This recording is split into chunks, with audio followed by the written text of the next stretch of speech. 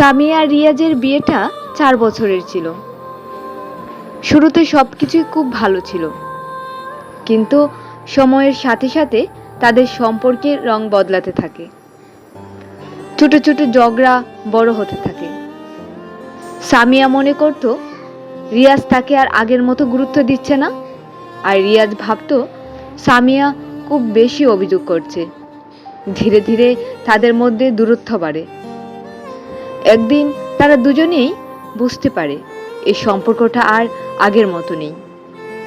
সিদ্ধান্ত নিতে সময় লাগে, কিন্তু অবশেষে তারা বিচ্ছেদের সিদ্ধান্ত নেয়।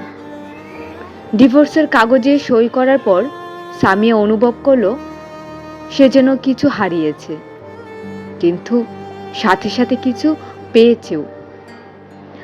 প্রথম কয়েক মাস খুব কঠিন ছিল। পরিচিত মানুষের চোখে করুণা, পরিবার আর সমাজের চাপ, সবকিছু মিলিয়ে সামিয়ার জীবন এক ধরনের বিশৃঙ্খলায় চলে গিয়েছিল।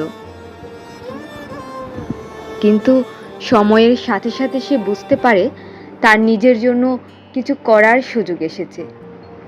বিচ্ছেদের পর সামিয়া নিজের স্বপ্নগুলোকে নিয়ে ভাবতে শুরু করলো। সে একটা ছোট্ট কফি শপ খুলে ফেলল, যেটা তার অনেক দিনের ইচ্ছে ছিল। আস্তে আস্তে সেই কফি শপ তার নিজের পরিচয়ে পরিণত হলো। মানুষ তার গল্প শুনে অনুপ্রাণিত হতো আর তার দোকানে এসে সময় কাটাতো। ডিভোর্সের সময়টা সামিয়ার জন্য এক কঠিন অধ্যায় ছিল, কিন্তু সেটা তাকে নতুনভাবে বাঁচতে শিখিয়েছিল। সে বুঝেছিল জীবন অনেক বড়, আর প্রতিটা শেষের সাথে নতুন একটা শুরু লুকিয়ে থাকে।